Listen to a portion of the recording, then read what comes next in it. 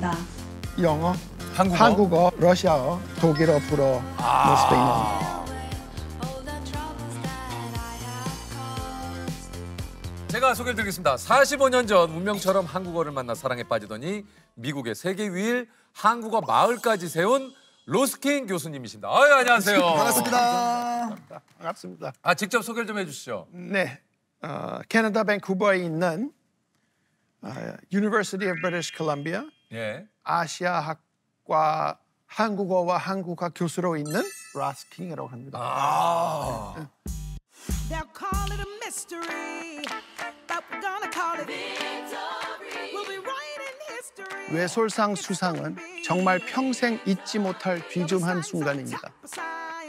보통 그 로스킨 교수님이 22개 국어를 이게 사실은 또 네네. 구사하시고 진짜 원활하게 하실 수 있는 능통한 거는 이게 한 8개 국어 아니 정도. 근데 다 잘 하는 게 아니라 네. 조금씩 배웠던 얘기고요.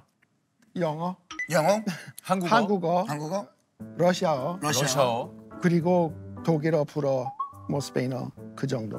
그리고 뭐 한문은 뭐 말하는 건 아니고. 대학교랑 대학원에서 적어도 1년씩 공부를 했었습니다. 예. 아, 그렇군요. 네. 한국어를 네. 이게 이제 45년 전이면은 그러면 80년대입니까? 1980년부터 대학교 2학년 때 예일대를 다니면서 시작했습니다. 와. 그러면은 실제로 한국어를 저보다 더 오래 하신 거네요. 아, 진짜 그렇죠. 네, 제가 82년생입니다. 예, 그런 아니 진짜 한국어를 더 오래 하셨네요, 교수님이.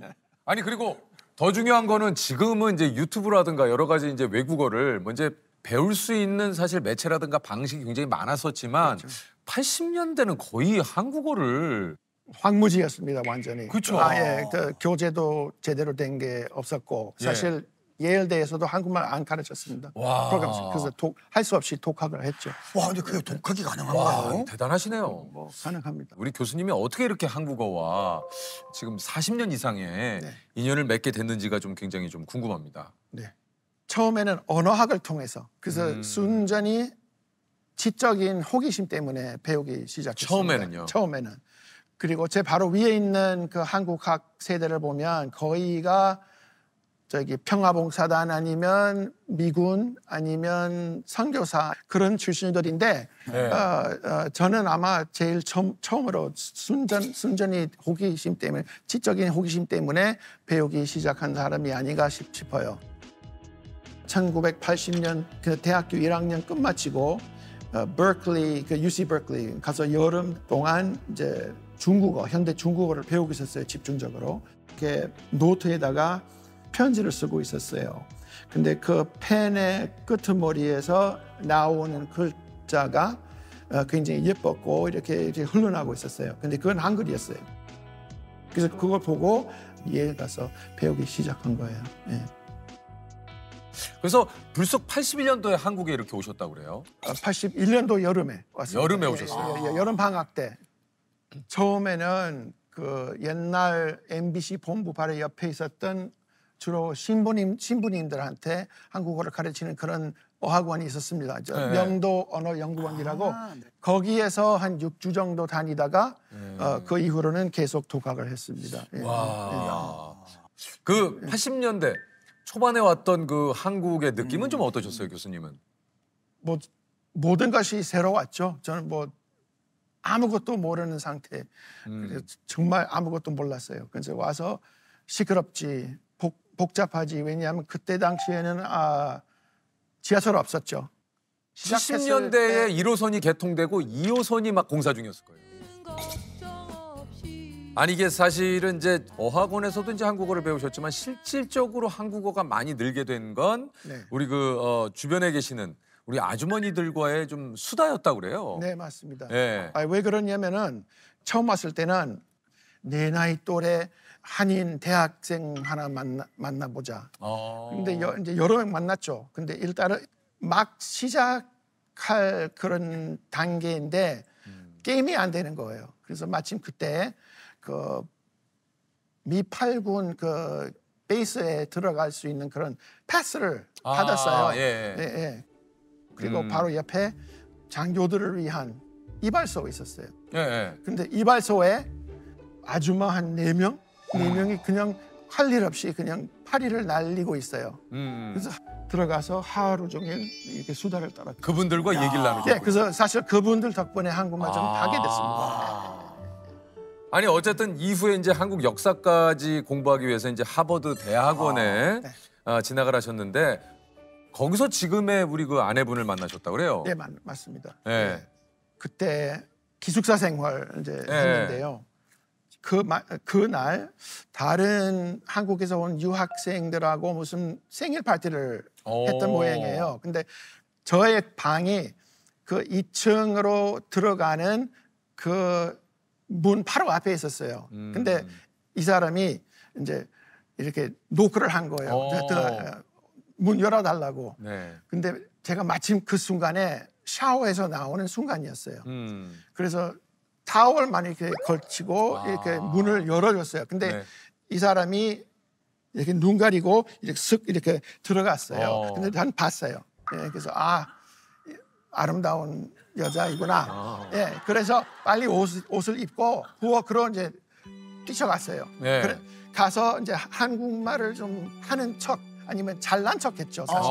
예, 좀 잘 보이고 싶고. 예, 예. 근데 이 사람이 원래 교육학 박사예요. 교육학 전공이라서 그런지 제가 무슨 어학적인 그런 오류를 범했나 봐요. 그래서 실수를 했어요. 그래서 막 그 자리에서 그 많은 다른 한국 사람에서 아니 그렇게 얘기하는 게 아니라 이렇게 해야 된다고. 그래서 그 순간 이 사람하고 결혼해야겠다. 그래서 웬만한 한국 사람은 암만 실수를 해도 안 고쳐줘요. 예. 그래서 안녕하세요만 하면 우리말 너무 잘하신다 막 그런 거짓 칭찬을 해주는데 이 사람이 직접 아주 무자비하게 정확하게. 정확. 그래서 난 이 사람과 결혼해야겠다. 아니 어쨌든 지금 이제 교수님께서는 캐나다에서 이제 한국어를 학생들에 가르치고 계신데 지금 저 현재 한국어과 학생들은 한 몇 명 정도 됩니까? 250명 내지 300명. 예, 1년에. 1년에? 예. 그래서 지금까지 한국학 박사 6명 이제 배출을 했는데요. 1호가 박사 제1호가 지금 스탠포드 대학교 교수가 됐고요. 그리고 박사 제2호는 하버드 교수가 됐고. 이야. 근데 여기서 끝이 아닌 게 1999년도에 미국의 세계 최초 한국어 마을까지 지으셨다고 해요. 네. 이 숲속의 호수라는 마을 좀 소개를 좀 해주시죠. 숲속의 호수로 가는 한국어 마을은 캠프 개념인데요. 캠프 컨셉인데 저도 어렸을 때부터 여름마다 여름 내내 러시아어 마을, 독일어 마을, 스페인어 마을 다 다녔거든요. 그래서 거기서 외국어에 대한 관심이 이제 붙기 시작한 곳인데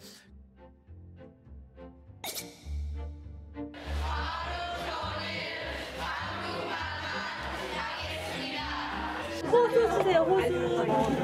뭐로 좋아요? 채점. 한국어 마을이 청소년들에게 4주간 함께 생활하면서 한국어, 한국 문화, 그다음에 이제 케이팝, 댄스라든가 부채춤, 태권도 여러 가지 액티비티를 통해서 자연스럽게 좀 한국어를 좀 접할 수 있는.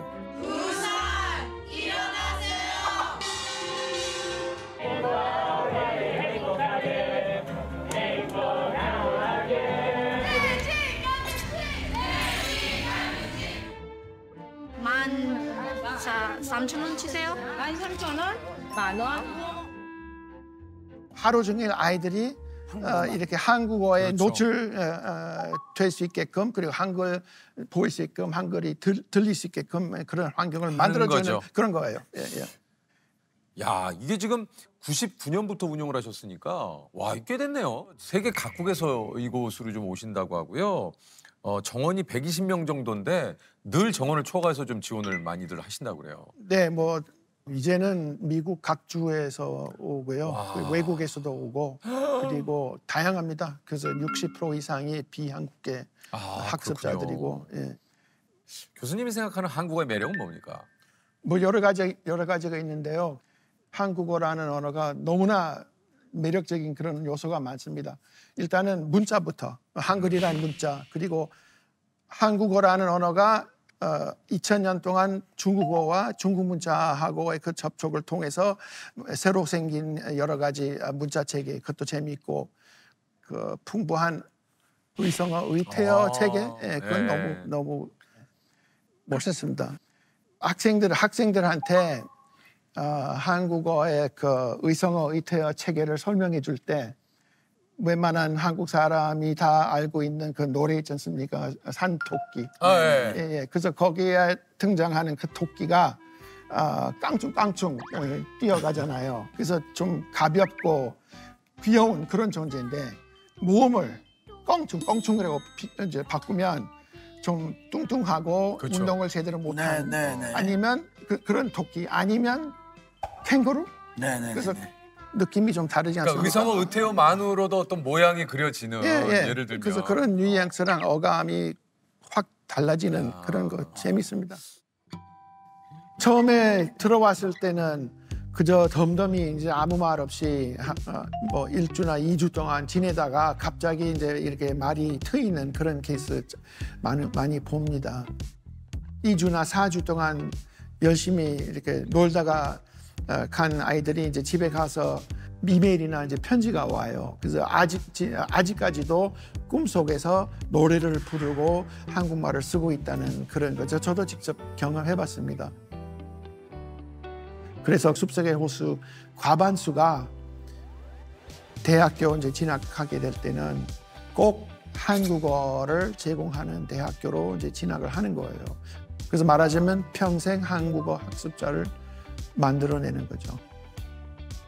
아니 어쨌든 반평생 이상 이 사실은 어떻게 보면 언어를 연구하시고 또 공부를 해 오셨는데 언어를 좀 빨리 배울 수 있는 방법이 좀 있습니까? 이게 어떻습니까? 그 좀 미친 듯이 공부를 해야 됩니다.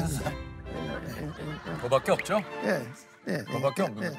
교수님 그렇죠? 그거밖에 없는 거죠? 네, 그리고 그 언어하고 뭔가 좀 감정적인 그런 연결고리가 있어야 된다고 생각을 해요. 두 분 다 지금 교수님이시잖아요. 그러니까 공부를 정말 얼마나 열심히 하셨겠어요. 다른 타국의 어떤 언어를 한다라는 게 참 너무 우리가 가지고 있는 로망이잖아요. 공부를 무자비하게 해야 됩니다. 무자비하게 미친 듯이. 그리고 저 같은 영어 화자가 한국어를 배우게 되면 적어도 10년 잡아야 돼요. 10년이요? 예. 그래서 긴 호흡으로. 가끔 어디서 보면 뭐 3개월만 하면 뭐 영어도 뭐 뚝딱 된다고 막 이렇게 얘기 안 되죠? 안 되죠. 예. 10년. 혹시 그 교수님에게 끝으로 한번 여쭤보고 싶습니다. 교수님에게 한국어란 뭡니까? 밑 빠진 독에. 네. 예, 그런 거. 물 붓듯이. 예. 끊임없이. 암만 공부를 해도 끝이 없어요. 참 정말 대단하시네요. 교수님 뭐 지금도 뉴스를 틀어놓고 하신대요? 네. 한국 그 뉴스라든가. 6시 한국의 6시 뉴스가 가장 어렵습니다. 공부가 됩니까? 새로운 단어들이라든가. 공부가 됩니다. 혹시 교수님 얘기를 들으면서 우리가 한국어에 대해서 이렇게 공부를 해본 적이 있나? 라는 생각이 진짜 들었어요. 이게 사실 우리가 쓰는 언어인데도 불구하고 이 한국어에 대한 애정과 사랑, 참 교수님께 다시 한번 박수를 한번 좀 보내드리고 싶습니다. 한국처럼 고유한 문자를 가지고 있고 그리고 그 창제부터 모든 사실이 알려진 케이스가 한국이 유일하거든요. 보통 누가 언제 그리고 어떻게 구체적으로 만들었는지 잘 알 수가 없어요. 근데 굉장히 창의적이고 재미있고 그래서 저도 계속 공부를 하고 있는데요. 하루에 10시간, 12시간 적어도 민족으로만 그래서 이제 배우는 게 아니라 탈민족으로서의 한국어 교육을 해야 된다. 해외 한국어 보급이 잘 되게끔 좀 더 좋은 투자를 했으면 좋겠습니다.